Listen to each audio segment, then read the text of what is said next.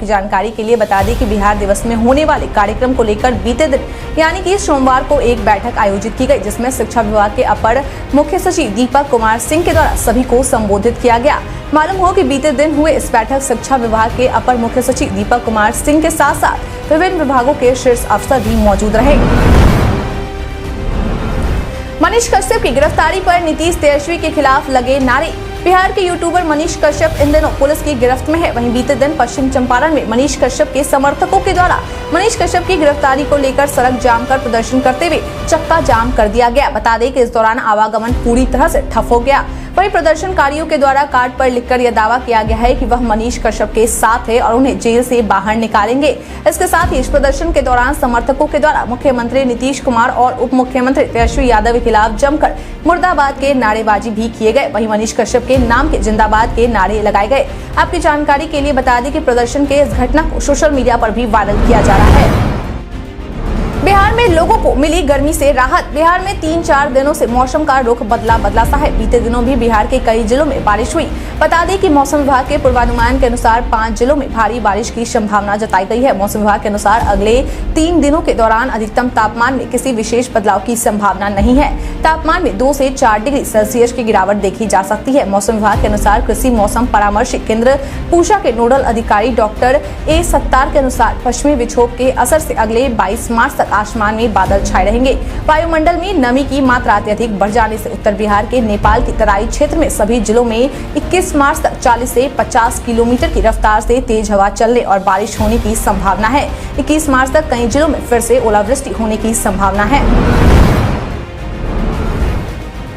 बिहार में सार्वजनिक कुओं का हो रहा जीर्णोद्धार। बिहार में सार्वजनिक रूप से मौजूद 84,592 कुओं में से 33,069 कुओं का जीर्णोद्धार का कार्य किया जा रहा है। बता दें कि इनमें से कुछ कुओं के जीर्णोद्धार का कार्य पूर्ण हो चुका है, तो वहीं कुछ कुओं के सामने सोख्ता निर्माण का कार्य चल रहा है। बता दें कि इन सार्वजनिक कुओं का जीर्णोद्धार जल जीवन हरियाली अभियान के तहत करवाया जा रहा है। वहीं कुओं के जीर्णोद्धार करने से दौरान यह बात निकलकर सामने आई है कि राज्य भर में कुल 11,848 सार्वजनिक कुएं ऐसे हैं जिस पर कई स्तरों पर कब्जा करके रखा गया है। हालांकि यह जानकारी सामने आने के बाद 11,525 कुओं को अतिक्रमण मुक्त करा लिया गया है, लेकिन अभी कुल 323 कुएं बचे हैं जिन्हें अतिक्रमण मुक्त कराना बाकी है। आपकी जानकारी के लिए बता दें कि यह सभी कार्य जल जीवन हरियाली के तहत ही पूर्ण किया जा रहा है। काशी विश्वनाथ कॉरिडोर की तर्ज पर विकसित होगा महाबोधि कॉरिडोर। बोधगया में महाबोधि कॉरिडोर का निर्माण कार्य काशी विश्वनाथ कॉरिडोर की तर्ज पर किया जाएगा। बता दें कि इसके लिए 72.90 एकड़ जमीन को चिन्हित भी कर लिया गया है। आपकी जानकारी के लिए बता दें कि बनने वाले इस महाबोधि कॉरिडोर की खासियत यह होगी कि इसका निर्माण लाल, गुलाबी व पीले पत्थरों से किया जाएगा, जो कि राजस्थान से मंगाए जाएंगे। मालूम हो कि महाबोधि कॉरिडोर के निर्माण को लेकर पर्यटन मंत्रालय के तत्कालीन डायरेक्टर जनरल जी कमलावर्धन के द्वारा अपनी बोधगया यात्रा के दौरान पर्यटन विभाग व जिला प्रशासन के साथ बैठक भी की गई थी। बता दें कि महाबोधि कॉरिडोर के विकसित होने के दौरान बुद्ध पोखर, घोसा लचक, बड़ा पत्थर, मुचलिन सरोवर, बुद्ध विहार और उड़ैल तिला का भी सौंदर्यीकरण किया जाएगा। पटना हाईकोर्ट ने सहरसा से दरभंगा एम्स स्थानांतरित किए जाने पर की सुनवाई। बीते दिन पटना हाईकोर्ट के एसीजे जस्टिस CS सिंह की खंडपीठ के द्वारा बिहार के सहरसा में स्थापित किए जाने वाले एम्स अस्पताल को दरभंगा स्थानांतरित किए जाने के विरुद्ध कोशी विकास संघर्ष मोर्चा की जनहित याचिका पर सुनवाई की गई। बता दें कि इस मामले को लेकर हाईकोर्ट की ओर से केंद्र व राज्य सरकार से जवाब तलब किया गया है। बता दें कि याचिकाकर्ता के द्वारा कोर्ट को बताया गया कि एम्स के तर्ज पर अस्पताल बनाए जाने का प्रस्ताव बिहार के सहरसा में था। सहरसा में पर्याप्त भूमि भी मौजूद है। याचिकाकर्ता ने कहा कि इस क्षेत्र में एम्स स्तर का अस्पताल नहीं है, जिस वजह से लोगों को इलाज करवाने के लिए पटना या सिलीगुड़ी जाना पड़ता है, जिससे लोगों के ऊपर न केवल आर्थिक बोझ बढ़ता है बल्कि कठिनाई भी होती है। बता दें कि अब इस मामले पर कोर्ट के द्वारा अगली सुनवाई 2 सप्ताह बाद की जाएगी। यूजीसी चेयरमैन ने CUET के पैटर्न में हुए बदलाव की दी जानकारी। अगर आप भी केंद्रीय विश्वविद्यालय से अंडर ग्रेजुएट करना चाहते हैं तो आप CUET 2023 परीक्षा के तहत एडमिशन ले सकते हैं। हालांकि इस वर्ष छात्रों के हित को ध्यान में रखते हुए CUET परीक्षा के पैटर्न में कुछ बदलाव किए गए हैं। बता दें कि यूजीसी चेयरमैन के द्वारा एक न्यूज चैनल को दी गई जानकारी के अनुसार पैटर्न पिछले साल यानी कि वर्ष 2022 की तरह ही रहेगा, लेकिन इस बार बच्चों को इस परीक्षा में ज्यादा फ्रीडम और ज्यादा चॉइस दिए जाएंगे। उन्होंने बताया कि पिछले साल बच्चों के द्वारा 9 विषयों में परीक्षा दे सकते थे, इस साल बच्चे 10 पेपर्स यूज कर सकते हैं। बता दें कि इस बार 21 मई से 31 मई तक परीक्षा आयोजित की जा रही है और हर दिन 3 सेशन में परीक्षा होगी। मालूम हो कि परीक्षा के लिए आवेदन की तारीख 31 मार्च तक जारी रहेगी। बिहारी पर्यटन में आज हम बात करेंगे माँ थावे मंदिर के बारे में। माँ थावे वाली का पवित्र स्थान गोपालगंज जिले के थावे प्रखंड में स्थित है। इस मंदिर को लेकर ऐसी मान्यता है कि यहाँ माँ अपने भक्त रहसु भगत के बुलावे पर असम के कामाख्या स्थान से चलकर यहाँ पहुंची थी। मान्यताओं की माने तो माँ कामाख्या से चलकर कोलकाता काली के रूप में दक्षिणेश्वर में प्रतिष्ठित पटना यहाँ माँ पटन देवी के नाम से जानी गई आमी छपरा जिले में माँ दुर्गा का एक प्रसिद्ध स्थान होते हुए थावे पहुंची थी और रहसु के मस्तक को विभाजित करते हुए साक्षात दर्शन दी थी। थावे मंदिर के पीछे एक सरोवर भी है और वहां एक पार्क भी बना हुआ है। आप दर्शन की बाद मंदिर की पीछे सरोवर के पास जाकर कुछ वक्त बिता सकते हैं। साथ ही अगर आप परिवार और बच्चों के साथ गए हैं तो पार्क का भी आनंद उठा सकते हैं। पैकेट बंद खाद्य पदार्थ की ताजगी का पता लगाने वाले उपकरण का भारतीय वैज्ञानिक ने किया निर्माण। अमेरिका में एक भारतीय अनुसंधानकर्ता के द्वारा एक ऐसे उपकरण का निर्माण किया गया है जिससे पैकेट बंद खाद्य पदार्थ की ताजगी का पता लगाया जा सकता है। बता दें कि तैयार किया गया यह पीएच सेंसर उपकरण छोटा है और कम लागत वाला है, जो कि महज 2 मिलीमीटर लंबा और 10 मिलीमीटर चौड़ा है, जिसके कारण इसे आसानी से मौजूदा खाद्य पैकेट में लगाया जा सकता है।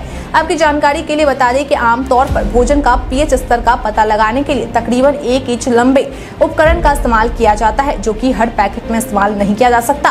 लेकिन इस नए उपकरण से सारे प्रकार के पैकेट के खाद्य पदार्थ का पीएच का पता लगाया जा सकता है। मुजफ्फरपुर जिले में लग्जरी वाहन में बरामद हुए भारी मात्रा में शराब। पूरी तरह से बिहार में शराबबंदी लागू है, बावजूद इसके शराबों का कारोबार बिहार में धड़ल्ले से हो रहा है। उत्पाद विभाग और बिहार पुलिस को शराबबंदी सख्ती से लागू करने के निर्देश दिए गए हैं, लेकिन फिर भी शराब के बड़े बड़े खेत दूसरे राज्यों से बिहार में लाए जा रहे हैं। मेरी जानकारी के अनुसार बिहार में शराब हरियाणा जैसे राज्य से भी आ रहे हैं। इस मामले को लेकर पुलिस की तरफ से कार्रवाई की जा रही है। इसी कार्रवाई के बीच 2 लग्जरी कार पर भारी मात्रा में शराब के साथ 4 धंधेबाजों को पुलिस द्वारा मुजफ्फरपुर जिले के अय्यापुर थाना इलाके में शेखपुर ढाब से गिरफ्तार किया गया है।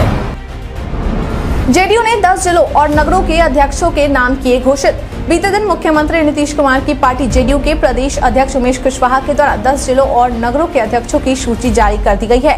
बता दें कि जारी की गई सूची के अनुसार जिन लोगों को जिलाध्यक्ष के रूप में नियुक्त किया गया है उनमें मधेपुरा से पूर्व मंत्री रमेश ऋषिदेव को, मुजफ्फरपुर से राम बाबू कुशवाहा को, शेखपुरा से रणधीर कुमार सोनी को, नालंदा से मोहम्मद अरशद को, रोहतास से अजय कुशवाहा को, औरंगाबाद से अशोक कुमार सिंह को, मुजफ्फरपुर नगर से अनुपम सिंह को, दरभंगा नगर से माधव झा को, कटिहार नगर से मुकेश कुमार को और बेगूसराय नगर से संजय सिंह के नाम को शामिल किया गया है। रक्षा मंत्री इस दिन आएंगे छपरा। 23 अप्रैल को रक्षा मंत्री राजनाथ सिंह बिहार के छपरा आ रहे हैं, जहां वे क्षत्रिय छात्र निवास का उद्घाटन करेंगे। बता दें कि रक्षा मंत्री राजनाथ सिंह के द्वारा इस छात्र निवास का उद्घाटन वीर कुंवर सिंह विजयोत्सव के अवसर पर किया जाएगा। वहीं उनके आगमन को लेकर एक बैठक कर तैयारियों की समीक्षा भी की गई है। बता दें कि यह बैठक सारण जिला क्षत्रिय छात्रावास के अध्यक्ष कामेश्वर सिंह की अध्यक्षता में आयोजित की गई थी। मालूम हो कि रक्षा मंत्री राजनाथ सिंह को निमंत्रण छपरा के सांसद राजीव प्रताप रुड्डी और महाराजगंज सांसद जनार्दन सिंह सिग्रीवाल के सामूहिक प्रयास से दी गई है, जिसे रक्षा मंत्री ने स्वीकारा भी है और खुशी भी जताई है कि उद्घाटन किए जाने वाले छात्रावास में उन बच्चों को रखा जाएगा और पढ़ाई की व्यवस्था दी जाएगी जो मेधावी हैं लेकिन आर्थिक रूप से कमजोर हैं। सीबीआई ईडी के दुरुपयोग पर सुधाकर सिंह का बयान। बीते दिन बिहार सरकार के पूर्व मंत्री सुधाकर सिंह के द्वारा एक प्रेस कॉन्फ्रेंस आयोजित कर सीबीआई और ईडी के दुरुपयोग करने को लेकर केंद्र सरकार पर आरोप लगाया गया है। उन्होंने कहा कि हम सभी जानते हैं कि जब से बिहार में महागठबंधन की सरकार बनी है तब से केंद्रीय जांच एजेंसियों की ओर से उप मुख्यमंत्री तेजस्वी यादव, लालू प्रसाद यादव और उनके परिवार के खिलाफ छापेमारी को बढ़ा दी गई है। उन्होंने कहा कि पूरे देश भर में विपक्षी दलों को परेशान किया जा रहा है, जो उचित नहीं है। मैं एक निजी विधेयक बिहार विधानसभा में ला रहा हूं, जिसका मुख्य उद्देश्य है कि Delhi special police establishment act के सेक्शन में 6(1) में यह अधिकार दिया गया था कि वह देश में कहीं भी जांच कर सकती है, लेकिन जांच एजेंसियों के दुरुपयोग को बढ़ता हुआ देखकर 9 राज्यों ने इस आम सहमति के धारा 6 को वापस लेने का काम किया था। हम चाहते हैं कि स्पीकर इस प्राइवेट बिल पर चर्चा करने की अनुमति दे और उस विशेष अधिकार को निरस्त करे। पप्पू यादव ने केंद्रीय मंत्री पर लगाया यह आरोप। बीते दिन जन अधिकार पार्टी के नेता पप्पू यादव के द्वारा केंद्रीय मंत्री गिरिराज सिंह पर आरोप लगाते हुए मुख्यमंत्री नीतीश कुमार से मांग की गई है कि वे गिरिराज सिंह को जेल में डाल दे। बता दें कि पप्पू यादव ने यह मांग सीएम नीतीश से गिरिराज सिंह के ट्वीट को रीट्वीट करते हुए की है। उन्होंने ट्वीट कर कहा है कि इस व्यक्ति पर कब एफआईआर करेगी बिहार सरकार? क्या यह यूं बिहार को बदनाम करता रहेगा? माननीय मुख्यमंत्री नीतीश कुमार जी तत्काल इस पर दर्ज करवा गिरफ्तार करवाएं। केंद्रीय मंत्री हैं तो कुछ भी बकेंगे, ऐसे ही जहर फैलाएंगे, सख्त से सख्त कार्रवाई करें। दरअसल पप्पू यादव ने यह मांग गिरिराज सिंह के द्वारा किए गए उस ट्वीट पर की है जिसमें गिरिराज सिंह कहते हैं कि क्या वोट की खातिर नीतीश सरकार के नेतृत्व में बिहार इस्लामिक स्टेट की ओर बढ़ गया है, जहां सीमांचल के स्कूलों में शुक्रवार को छुट्टी, रमजान पर विशेष सुविधा दी जाती है और रामनवमी को छुट्टी रद्द कर दी जाती है। उपेंद्र कुशवाहा के नमन यात्रा का हुआ समापन। बीते दिन राष्ट्रीय लोक जनता दल के राष्ट्रीय अध्यक्ष उपेंद्र कुशवाहा के द्वारा शुरू की गई विरासत बचाओ नमन यात्रा का दूसरा चरण का अंतिम दिन रहा। बता दें कि पार्टी नेता फजल इमाम मल्लिक के द्वारा दी गई जानकारी के अनुसार उपेंद्र कुशवाहा के इस यात्रा का समापन अरवल में हुआ है, जहां उपेंद्र कुशवाहा के द्वारा बिहार के लेनिन जगदेव प्रसाद के स्मारक पर श्रद्धा सुमन अर्पित कर जनसभा को संबोधित किया गया। इस दौरान उन्होंने कहा कि जगदेव प्रसाद ने हमेशा दबे कुचले लोगों की आवाज बुलंद की है और इसी वजह से उन्हें अपनी जान भी देनी पड़ी, लेकिन अब हम पर यह जिम्मेदारी है कि उन्होंने जो विरासत हमें सौंपी है हम उन हाथों में नहीं जाने दें जिन्होंने बिहार को अराजकता और अंधेरे में धकेला है। बता दें कि 2 चरणों में हुई इस नमन यात्रा की शुरुआत 28 फरवरी को पश्चिम चंपारण के बापू आश्रम से हुई थी। इस दौरान कुशवाहा ने करीब 30 जिलों में सैकड़ों सभाओं को संबोधित किया। आईपीएल के पहले मुकाबले से पहले हार्दिक जडेजा ने एक दूसरे को दिया ओपन चैलेंज। 31 मार्च से आईपीएल के 16वें सीजन का आगाज गुजरात टाइटंस और चेन्नई सुपर किंग्स के बीच होने वाले मैच से हो रहा है। बता दें कि यह मैच अहमदाबाद के नरेंद्र मोदी स्टेडियम में खेला जाएगा।